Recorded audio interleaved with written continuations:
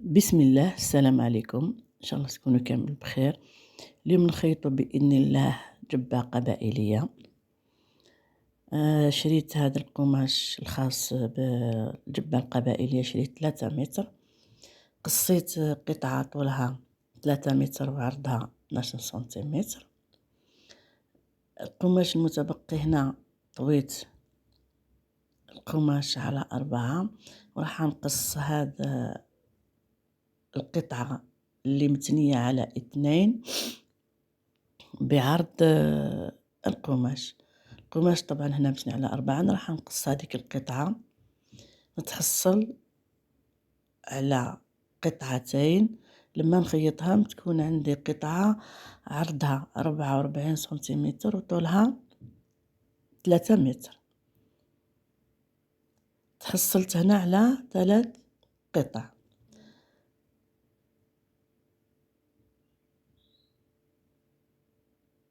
هذه القطعة اللي راني مبين لكم فيها بلا فلاش باللون الأحمر، عاودت أخذت قطعة عرضها 80 سنتيم والطول 78 سنتيم، نقص القطعة ونرجع إن شاء الله. هنا أنا قصيت هذيك القطعة اللي عرضها 80 سنتيمتر وطولها 78 سنتيمتر، وهذا القطعة المتبقية اللي راني مبين فيها بلا فلاش راح نستعمل منها الجهة العلوية تاع الجبة، أي الصدر تاع الجبة من الجهة العلوية.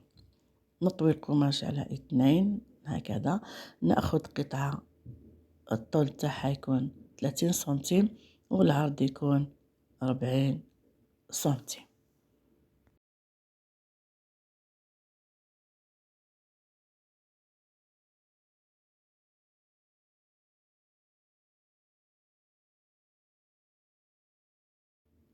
هذا هو الصدر اللي راح نستعمله في الجهة العلوية تاع الجبة.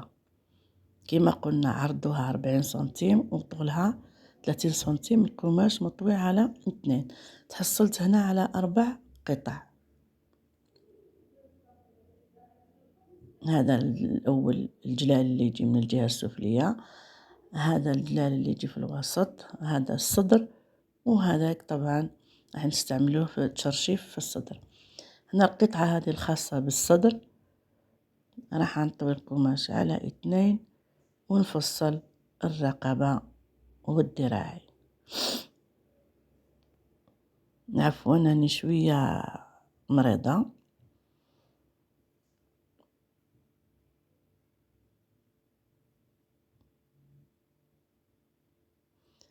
هنا نطوي القماش تاع الصدر هذاك على 4 ونفصل الرقبة والذراعين، نتحصل على هاد النتيجة. الكتف العرض تاعو درت 12 سنتيم، الرقبة 8 سنتيم، ومن الجوانب طلعت ب3 سنتيم. تحصلت على هاد النتيجة، نظن واضح.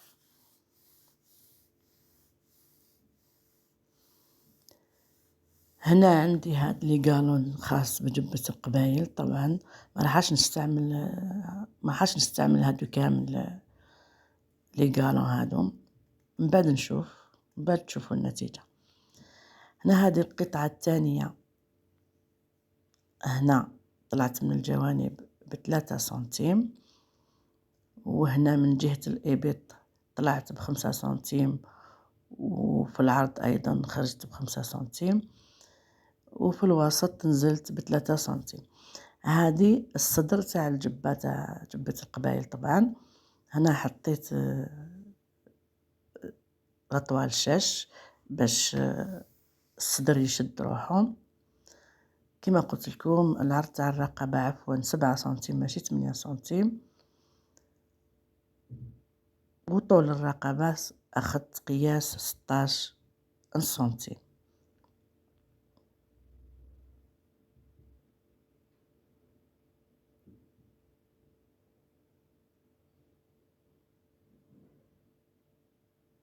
هذه هي الرقبة. تحصلوا على الصدر بهذا الشكل، راح تحصلوا على القندورة بهذا الشكل، الصدر وهذيك القطعة اللي تجي في الوسط والجلال اللي يجي من تحت. القماش الزائد طبعا هنا جهة الصدر راح نستعمل طيات،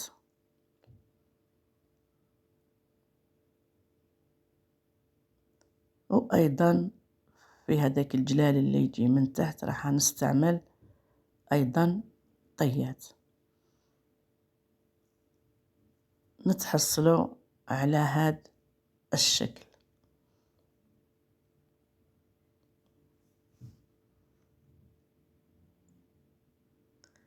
هذه طول القطعة الوسطانية كما قلت لكم من قبل 78 سنتيم والعرض 80 سنتيم. وبعدين فصلت الإبط، دخلت ب5 سنتيم وخرجت ونزلت طبعا ب5 سنتيم. وهذه القطعة كما قلت لكم عرضها 42 سنتيم وطولها 3 متر. هذه القطعة الأولى اللي قلت لكم طولها 3 متر وعرضها 12 سنتيمتر، أنا زدت نصف متر، أي أصبح عندي طول القطعة 3 متر ونصف. خيطت القالون بالطريقة اللي راكم تشوفوا فيها. هنا طبعا خيطت الكتفين تاع الصدر وعينت بالطباشير كما راني نوري لكم. هنا راح نستعمل هذاك التشرشيف، هذا الخلف، وأيضا عينت من الأمام.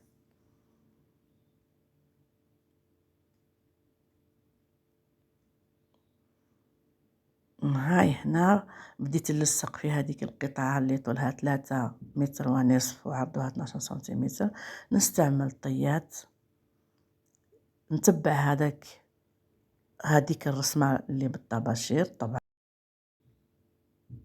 ونخيط ساير داير كما راني نوري لكم في لا فيديو.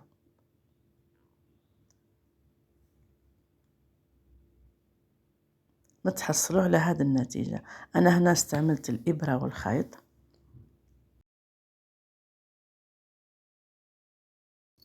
هنا أنا خيطت أيضا القطعة السفلية في الجلال، عملت أيضا طيات كما راهو باين.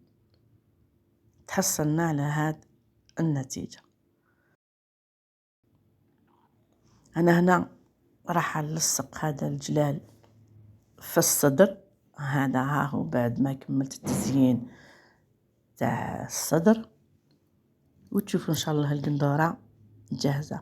في التبطين هنايا في الرقبة استعملت قصيت قطعة عرضها 2 سنتيمتر اون بيي عفوا، وبطنت الرقبة تاعي. نلصق الجلال مع الصدر وتشوفوا ان شاء الله القندورة جاهزة. هنا هاي امامكم القندورة جاهزة او جبة القبايل كيما نقولوا احنا عندنا جاهزة. كانوا يلبسوهم جداتنا بكري، وهذا العام والعام اللي فات هاد 3 سنوات الأخيرة أصبح هذا الموديل طوندونس، يلبسوه حتى الصغارات، يلبسوه حتى البنات. هذه هي النتيجة. هذا هو هذا التشرشيف اللي لصقته في الصدر، جاب الشكل هذا.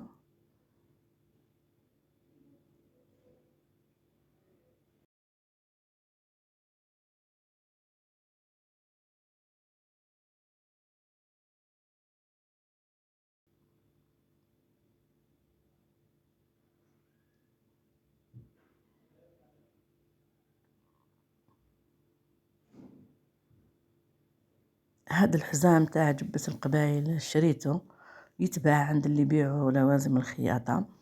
كاين اللي الطول تاعو 2 متر وكاين اللي الطول تاعو 3 متر. انا شريت هذا 2 متر يدير 60,000.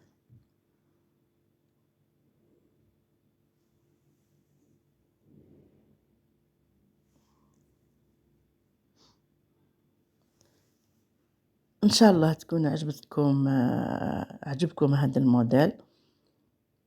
ما تنسونيش كالعادة بالاشتراك واللايك وتفعيل الجرس.